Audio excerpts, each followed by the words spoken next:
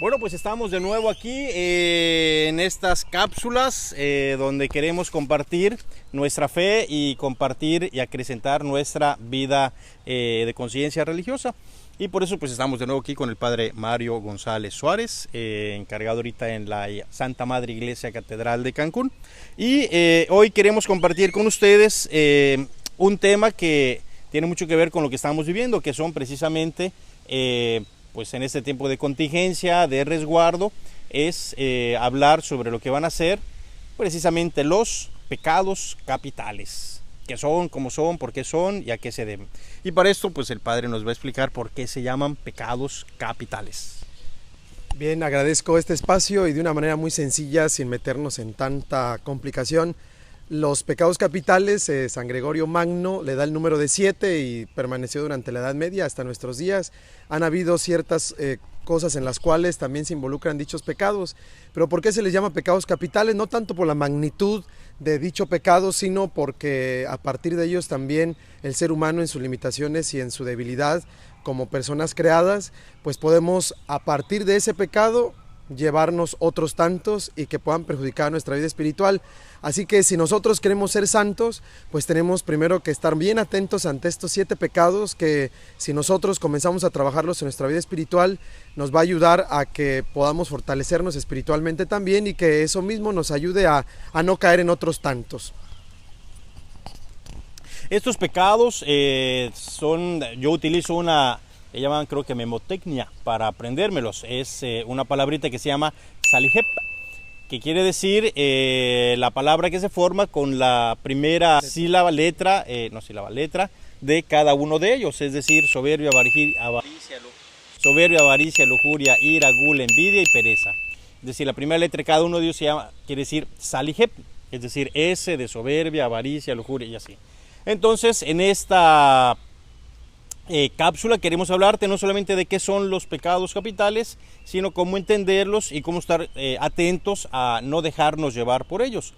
Ordinariamente, ¿a qué se deben estos pecados capitales? El origen de cada una de estos pecados, siempre hay una necesidad. Es decir, nosotros somos seres humanos que tenemos necesidades.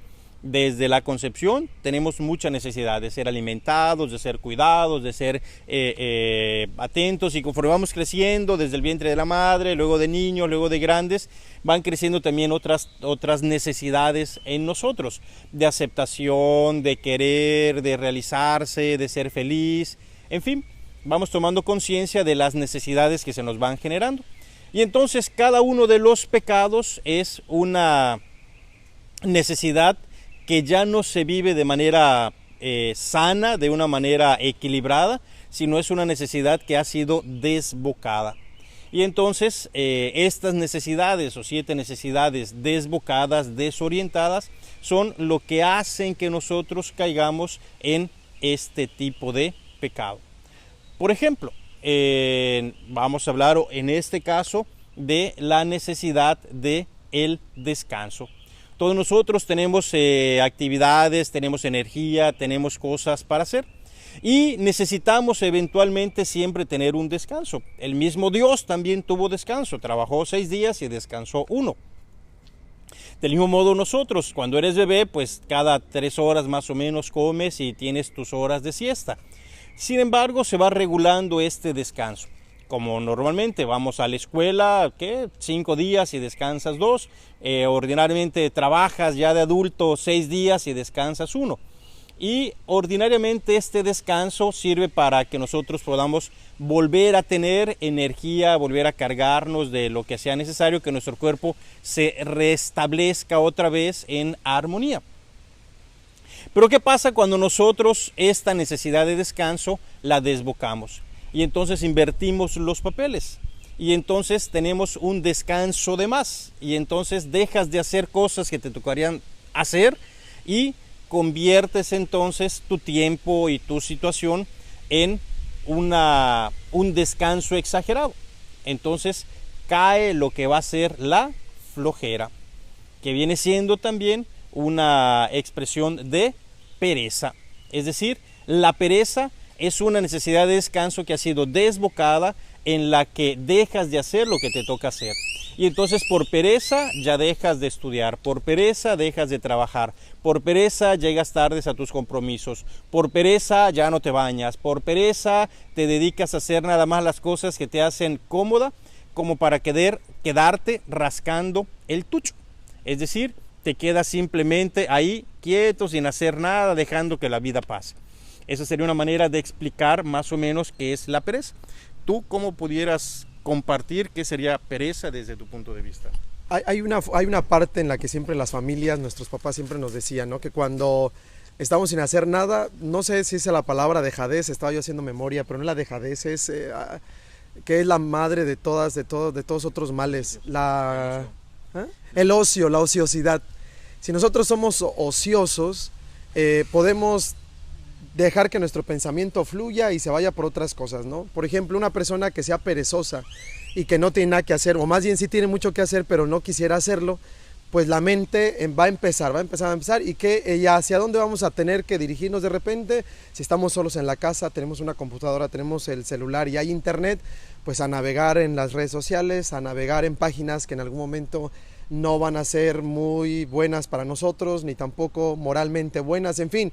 Entonces esa ociosidad va a hacer que nosotros perdamos esa paz que en algún momento ya deberíamos de tener.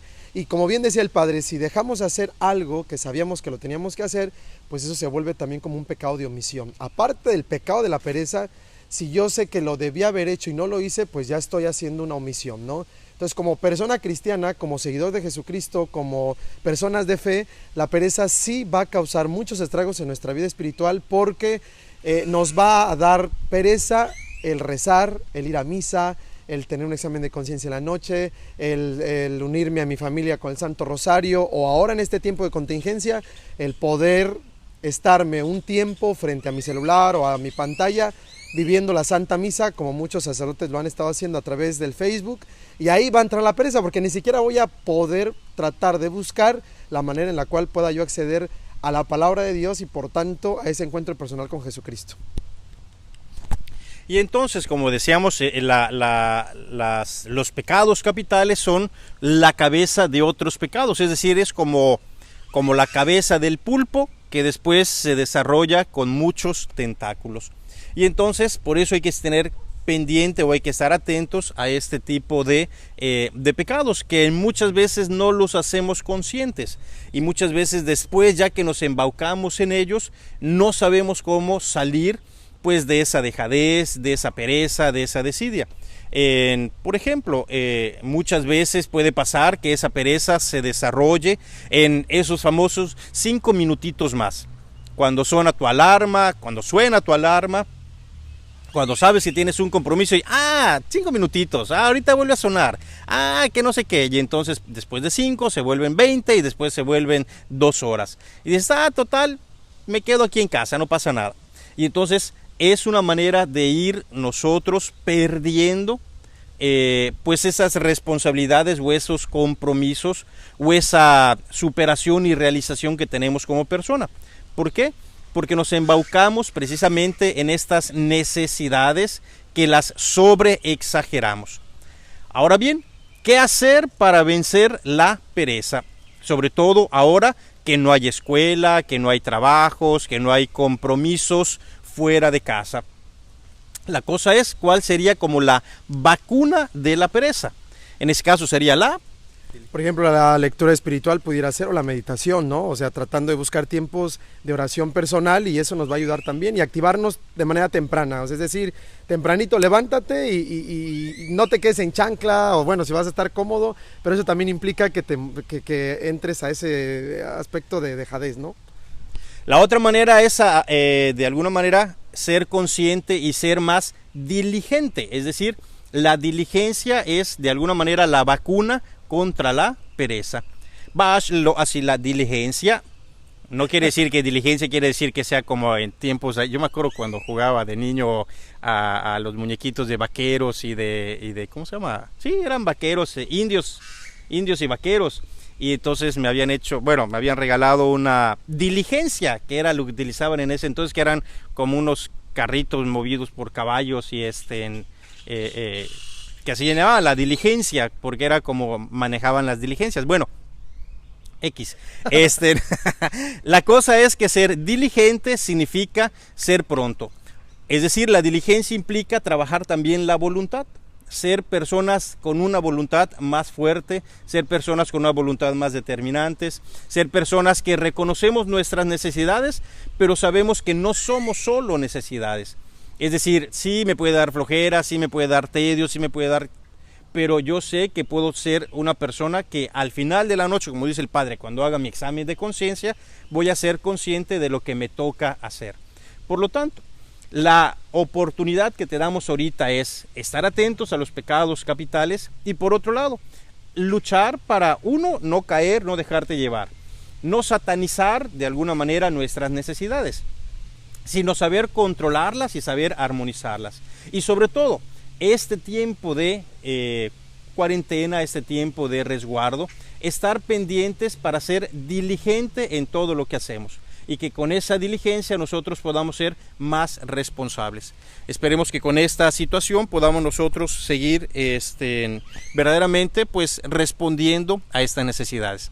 Y en nuestra próxima cápsula les hablaremos del resto de los pecados. Muy bien, que Dios les bendiga y sobre todo en estos tiempos donde estamos en casa, pues no hay que perder nuestro tiempo, sino aprovecharlo al máximo, buscando las mejores alternativas para poder estar en familia, pero también fortalecernos en el espíritu.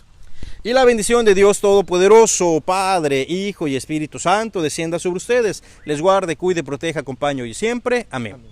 Nos vemos en la siguiente.